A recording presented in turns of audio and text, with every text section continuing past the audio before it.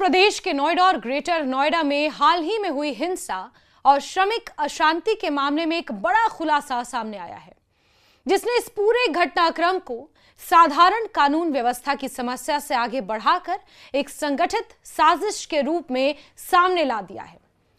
सबसे पहले आपको बता दें कि इस घटना का सीधा सीधा कनेक्शन पाकिस्तान से सामने आया है।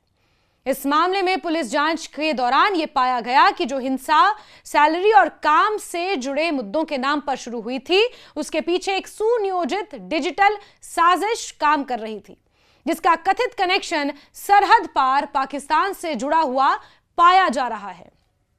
गौतम बुद्ध नगर पुलिस की पुलिस कमिश्नर लक्ष्मी सिंह ने एक प्रेस कॉन्फ्रेंस के दौरान इस पूरे मामले की जानकारी दी और यह बताया कि किस तरह यह हिंसा केवल स्थानीय स्तर पर नहीं भड़की, बल्कि इसे डिजिटल माध्यमों के जरिए हवा दी गई।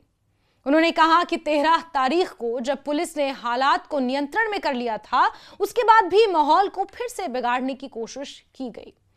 पुलिस कमिश्नर के मुताबिक स्थिति सामान्य होने के बाद 2 ट्विटर यानी कि एक्स हैंडल के जरिए फॉल्स नैरेटिव तैयार किया गया। इन हैंडल्स के नाम मीर इलियासी और आयुषी तिवारी बताए गए हैं। ये 2 हैंडल्स इन्हीं नामों से संचालित किए जा रहे थे।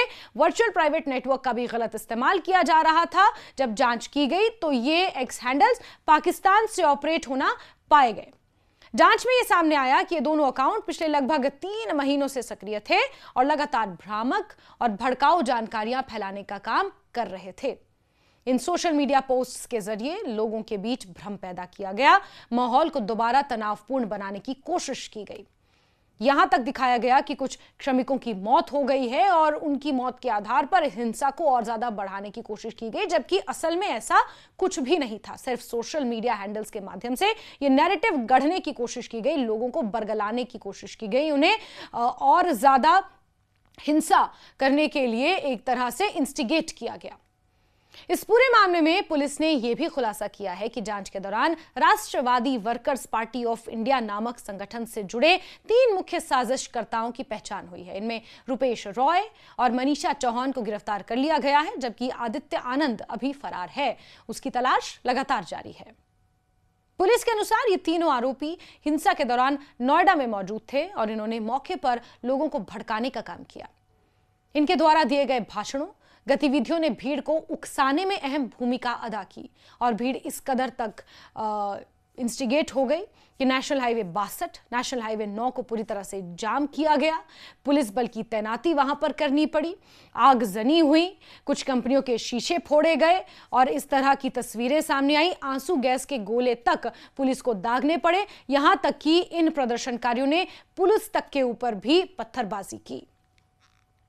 पुलिस जांच में यह भी सामने आया कि इस पूरे घटनाक्रम में सिर्फ जमीन पर नहीं बल्कि डिजिटल स्तर पर भी बड़ी योजना के तहत काम किया गया।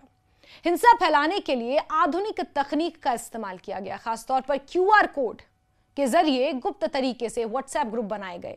इन ग्रुप्स में लोगों को जोड़ा गया और वहीं से निर्देश और भड़काऊ संदेश साझा किए गए। यानी ये जो हिंसा थी, ये सिर्फ सड़कों पर नहीं थी, बल्कि डिजिटल माध्यम से भी इस हिंसा को एक व्यापक रूप देने की कोशिश की जा रही थी। QR कोड लोगों को साझा किए जा रहे थे और उन QR कोड्स के माध्यम से किसी पर्टिकुलर व्हाट्सएप ग्रुप में लोगों को जोड़ा जा रहा था। उन ग्रुप्स में भड़काऊ मैसेजेस, भड़काऊ वॉइस नोट्स भेजे जा रहे थे संभवतः, और ऐसे में इस भीड़ को उकसाने का काम किया जा रहा था ताकि बिना किसी को शक हुए बड़ी संख्या में लोगों को एक साथ जोड़ा जा सके। इसके अलावा पकड़े जाने से बचने के लिए आरोपियों ने VPN यानी कि वर्चुअल प्राइवेट नेटवर्क का भी इस्तेमाल किया और इसका गलत इस्तेमाल किया।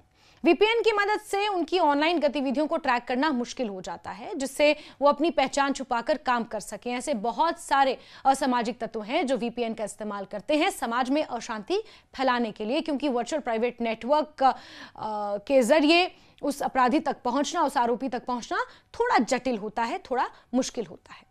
इस तरह डिजिटल प्लेटफॉर्म का इस्तेमाल करके हिंसा को संगठित और नियंत्रित करने की कोशिश की गई, जिसे पुलिस ने डिजिटल वॉर का हिस्सा बताया। अब तक इस मामले में पुलिस ने कुल 13 मुकदमे दर्ज किए हैं और 62 उपद्रवियों को गिरफ्तार किया जा चुका है। यह संख्या इस बात को दर्शाती है कि यह कोई छोटी घटना नहीं थी, बल्कि इसमें बड़ी संख्या में लोग शामिल थे। खबरें तो ये भी हैं कि जिन 62 लोगों को गिरफ्तार किया गया है उनमें से बहुत से लोग श्रमिक हैं ही नहीं, पुलिस लगातार अन्य संदिग्धों की पहचान करने और उन्हें पकड़ने की कोशिश कर रही है। घटना के बाद प्रशासन ने स्थिति को संभालने के लिए तेजी से कदम उठाए हैं। फिलहाल नोएडा और ग्रेटर नोएडा में हालात सामान्य हैं। ज्यादातर फैक्ट्रियां दोबारा खुल चुकी हैं। कामकाज धीरे धीरे पटरी पर लौट रहा है। यहां तक कि उत्तर प्रदेश के मुख्यमंत्री योगी आदित्यनाथ भी ये संदेश दे चुके हैं कि श्रमिकों और कर्मचारियों के हितों के साथ, उनके अधिकारों के साथ किसी भी तरह का कोई समझौता मंजूर नहीं होगा और जो उनके अधिकारों के साथ समझौता करेगा उस कंपनी के ऊपर कार्रवाई तक की बात भी मुख्यमंत्री योगी आदित्यनाथ कह चुके हैं। बहरहाल पुलिस और प्रशासन के वरिष्ठ अधिकारी लगातार इलाके में फ्लैग मार्च कर रहे हैं ताकि लोगों में भरोसा बना रहे और किसी भी तरह की अफवाह या तनाव को रोका जा सके। इस पूरे मामले में सबसे महत्वपूर्ण बात यह सामने आई है कि हिंसा केवल किसी एक कारण से नहीं भड़की, बल्कि इसके पीछे कई स्तरों पर काम किया गया। एक तरफ जहां स्थानीय मुद्दों को आधार बनाया गया, वहीं दूसरी तरफ सोशल मीडिया और डिजिटल माध्यमों का इस्तेमाल करके इसे बढ़ाया गया। जिससे यह साफ होता है कि आज के समय में किसी भी घटना को भड़काने या फैलाने में डिजिटल प्लेटफॉर्म की भूमिका कितनी बड़ी हो सकती है। पुलिस की जांच अभी भी जारी है और आने वाले समय में इस मामले में और भी खुलासे हो सकते हैं। फिलहाल जो जानकारी सामने आई है उससे यह साफ है कि यह एक सुनियोजित साजिश थी जिसमें स्थानीय और डिजिटल दोनों स्तरों पर काम किया गया। प्रशासन इस पूरे मामले को गंभीरता से लेते हुए हर पहलू की जांच कर रहा है ताकि सच्चाई पूरी तरह सामने आ सके और दोषियों के खिलाफ सख्त से सख्त कार्रवाई की जा सके।